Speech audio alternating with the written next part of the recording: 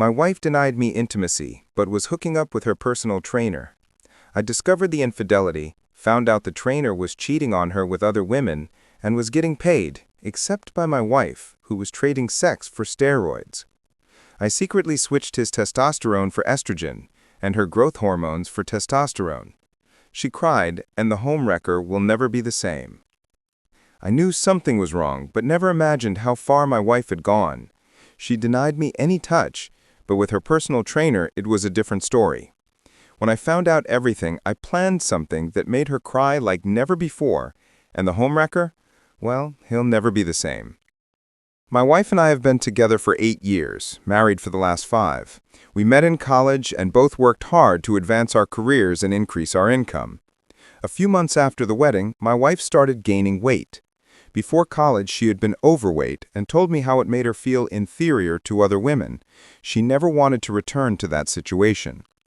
Years later, she was 75 pounds, approximately 34 kilograms, overweight. This affected her self-esteem and also our intimate life. I was a gym goer. I invited her to join me, but she always refused, saying the gym floor made her feel self-conscious. When she exceeded the 75-pound mark, she decided to start frequenting a gym.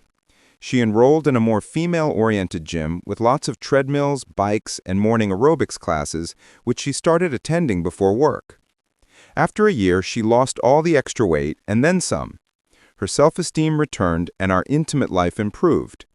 After another 6 months, my wife was more beautiful than ever. She also started getting spray tans, grew out her hair, and started dressing better. She looked fantastic, and I increasingly craved our intimate moments. Unfortunately, after a few months, this part of our relationship drastically decreased, almost disappearing. She would tell me she was too tired because of her workouts and suggested I take care of myself. When she first told me that, I felt like I'd been slapped across the face. At that moment, I was stuck between trusting her or suspecting infidelity. But I'm not the type to just wait for the worst to happen. If I was wrong, I'd apologize and move on. However, if I stood still, doubt would consume me. We have enough challenges in life without adding this uncertainty. I decided to put a voice recorder inside the lining of her purse and activate location tracking on her cell phone. That's how I discovered that on Tuesday and Friday mornings, she was meeting a special someone. They spent intimate moments in his apartment after the workout. His name was Jin, a health and fitness fanatic whose life revolved around being fit and looking good. His social media was filled with photos of him posing, working out, or participating in sports competitions. I don't know how I endured the next 3 weeks.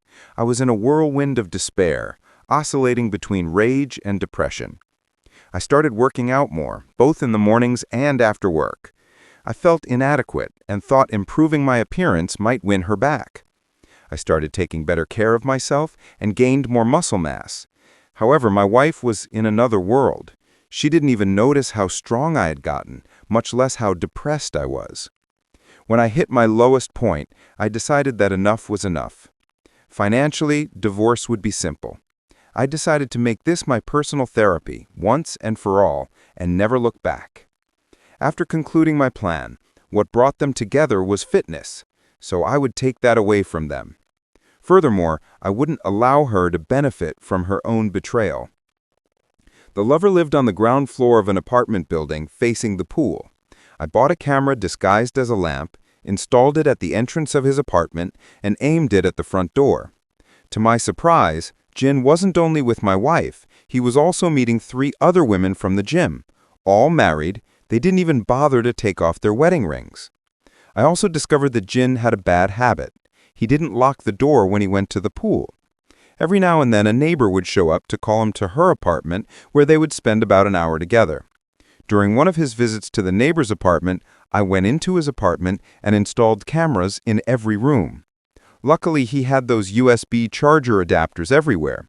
I replaced all of them with motion-activated hidden USB camera adapters and connected them to my computer, allowing for a continuous stream.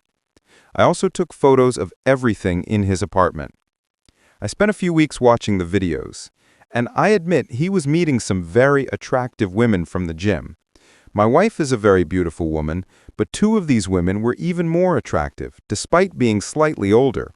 The third was the same age as my wife, but weighed about 20 pounds more. The meetups followed a predictable pattern of intimacy and interaction. He had a confident but nothing extraordinary demeanor. I found out that the three women were paying for his services, $300 for the most attractive ones and $200 for the overweight woman. My wife, however, wasn't paying anything. She was trading something with him.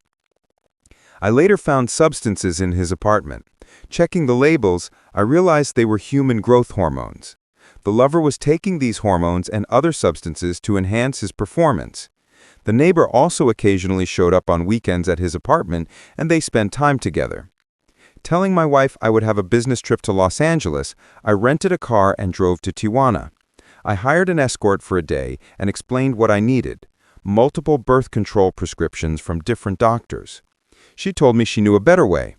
She pointed me to a pharmacist who supplied any quantity she wanted and mentioned that many women used him to get various medications. I asked if you could provide the product in liquid form for vape pen application, and she confirmed but said it was probably intended for animals. She called the pharmacist and arranged everything. I drove her to the pharmacy, we were introduced, I explained my need, paid, and left. I gave her 4 times what she said she earned per day, and yes, I used her services. After all, I hadn't had intimacy with anyone in almost a year. The lover frequently injected himself using a hidden stock of substances. With the spare key I found during my first visit, I removed all the testosterone from the vials and replaced it with estrogen. Then I went home and swapped all of my wife's human growth hormones for testosterone. Almost 2 months later, the effects began to show. First, my wife's muscles started growing visibly, and she began to lose emotional control, becoming aggressive. Her skin also started having more acne. I suggested she try a different type of spray tan. Meanwhile, the lover started looking softer physically. I saw he was frustrated after weighing himself in the bathroom during my wife's weekly visits. She looked like a different person. He started taking more substances to try to maintain his performance. My wife began to suspect that the growth hormones he gave her were different or in a higher dosage. He reassured her, saying there was nothing wrong. Desperate because he was changing, he increased the dosage of his injections. 4 months later, the lover lost all his connections, including my wife. He couldn't maintain his previous lifestyle and seemed to have lost interest. My wife, in turn, began having rage outbursts, followed by intense mood swings. Soon after, she would be angry at herself for losing control, followed by crying fits. The lover lost his job at the gym after breaking down in tears in front of everyone when teased about his appearance. According to a friend, he tried to lean on my wife for comfort, but she rejected him. When he insisted, begging for support, she snapped and punched him in the stomach. He fell to the floor, clutching his stomach and crying, while my wife humiliated him, calling him various names. As a result, she was also expelled from the gym. Neither the lover nor my wife sought a doctor for exams. They were likely taking so many illegal substances that they didn't want to find out what a doctor might say. The lover began developing even more severe physical changes and started losing hair. Eventually, he went to the doctor and had blood tests, which revealed a hormonal imbalance. Suspecting the thyroid, doctors ended up surgically removing it. He will now require lifelong treatment. My wife tried to enroll in another gym, but no longer had the same motivation. She regained all the weight she had lost, started losing hair, and developed a skin condition that affected her back, chest, buttocks, thighs, and face. She now began begging me for intimacy. I told her I would only be with her after I knew her condition wasn't contagious. Because of this, we haven't slept in the same bed for months. My wife finally went to the doctor. By this time, the substances had cleared from her system. The doctor referred her to an allergist and prescribed antidepressants. She was at rock bottom emotionally. The next morning, there was an envelope on the seat of my wife's car. Inside was a voice recorder, 2 photos, and a letter. The first photo showed my wife in a compromising situation with gin. The second showed my wife with a substance, and the medication label was clearly visible in the container next to her. The letter read, "I know you are having an intimate relationship with Jin. I have video and audio recordings. I will leave you instructions to deliver $50,000 in $20 bills, or I will go to your husband with the evidence, in addition to taking the evidence of the illegal substance to the authorities.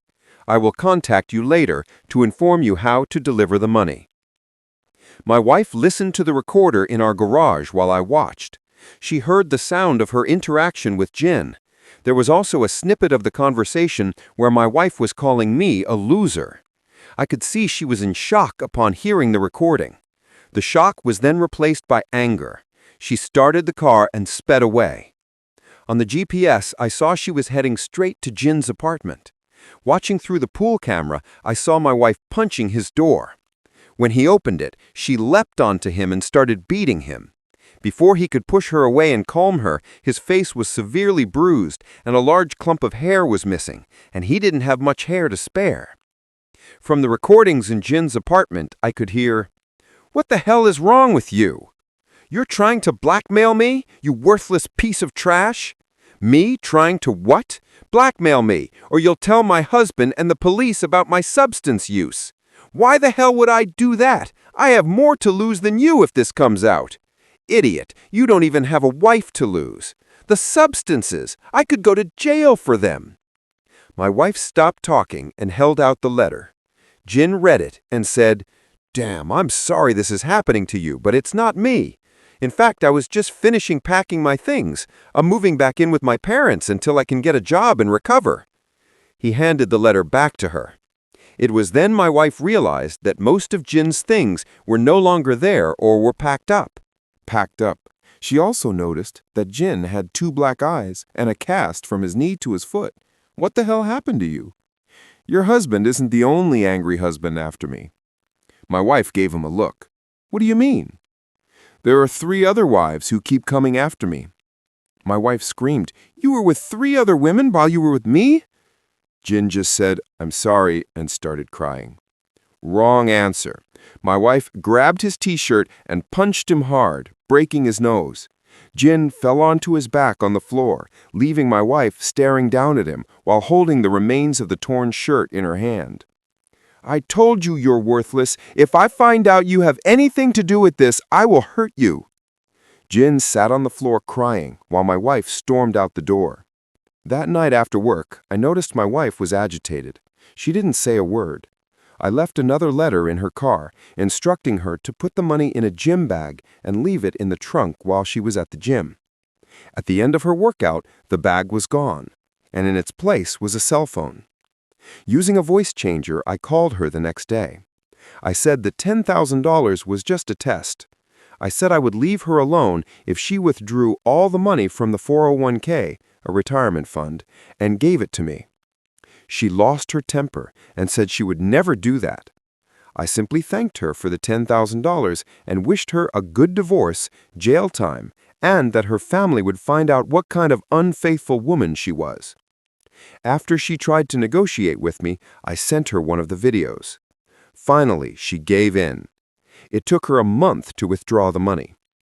I instructed my wife to leave the money in the trunk of my car while I was at the gym. That night, I ensured she would never hear from me again, especially since she was broke. Using GPS, I saw she was following me. She parked down the street to observe my car. I bought a package of protein powder, gave the car keys to the trainer, and asked him to put it in the trunk. Meanwhile, I went to work out. When I returned, I saw my wife stealthily leave and go to my trunk. The protein box was there, but the money was not. A few days later, I took her to a very expensive restaurant to celebrate our anniversary. The place required men to wear suits and ties and women to wear dresses. During drinks, I handed her the divorce papers along with photos of her affair. Her first question was, "How did you get these photos?" I replied, "I found them on the seat of my car after I left the gym." She started crying, said she loved me and that we could overcome this together. I said the evidence showed she had been meeting Jin for almost a year, Furthermore, I had heard some of the horrible things she said about me, and even her plans to take all our money and run off with him. She cried even harder and said she would be the best wife a man could want. I replied calmly, "And that's exactly what got us into this mess. You lost weight, improved your self-esteem, and what did you do with it? You cheated on me. Now you're back to being the depressed person you were before, and I should take you back?" I paused for a few moments, looking at her. "You are just a disappointment." She remained motionless as my words echoed in her mind. She recognized them, but couldn't quite remember where she had heard them before. Then suddenly, understanding flashed in her eyes. As expected, she exploded. "You motherfucker! I'm gonna kill you!" she screamed at the top of her lungs, before throwing her drink at me. As I backed away from the table and wiped my face, I accidentally pushed the table against her stomach. She interpreted this as an insult. Furious, she grabbed her salad and threw it at me.